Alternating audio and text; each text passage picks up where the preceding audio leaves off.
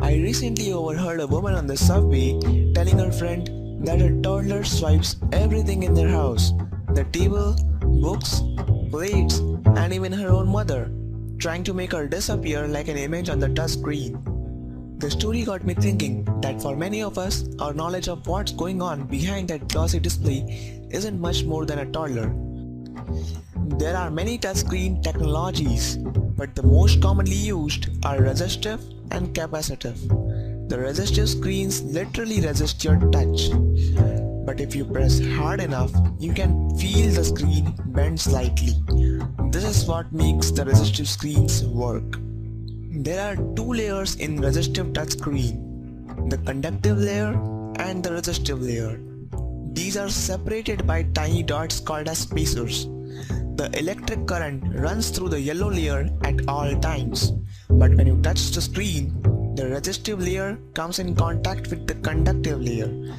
Thus, the electric current changes at that point of contact, and the function corresponding to that point is carried out.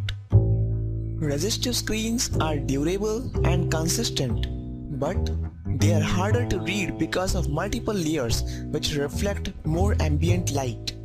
Ambient light is the surrounding light reflected back from the screen, making the text harder to read.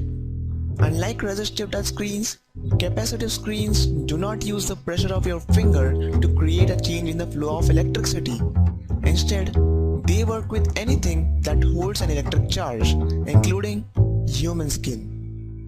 Capacitive touch screens are constructed from materials like copper or indium tin oxide that stores electric charges in an electrostatic grid of tiny wires, each smaller than a human hair.